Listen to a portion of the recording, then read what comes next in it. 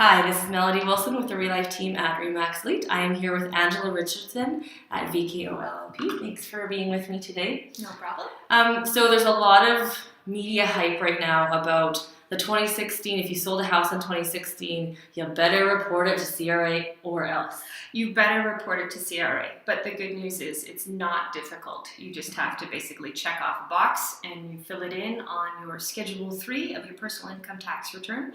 They just want to know your address. They want to know the date that you acquired your principal residence, and they also want to know the proceeds.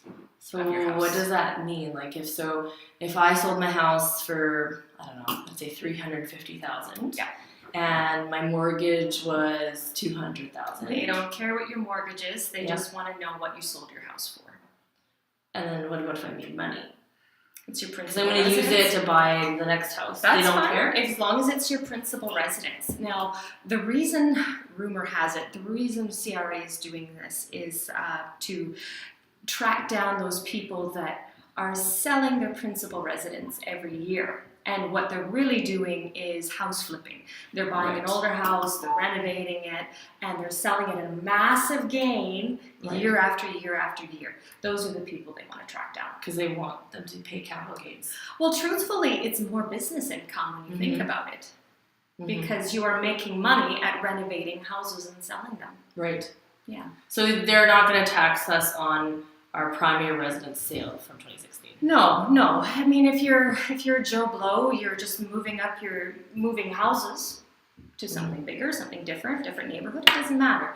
But if you are one of those people that are flipping, and you're in the habit of living in a construction zone, eventually they're going to track you down. So you might want to be careful with that. Okay. So if people are doing renovations to their current primary residence, should they be keeping their receipts, or is there any use in that?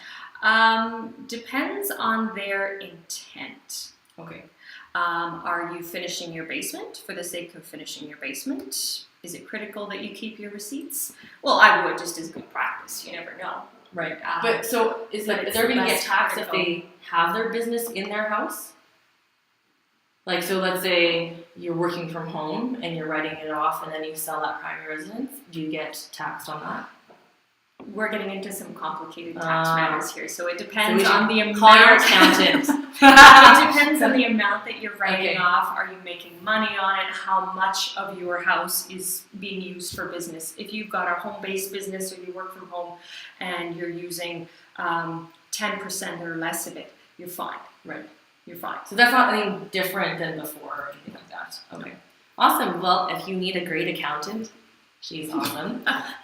What's your phone number that they can reach you at? 780-433-9596. Thanks so much, everyone. Have a great day.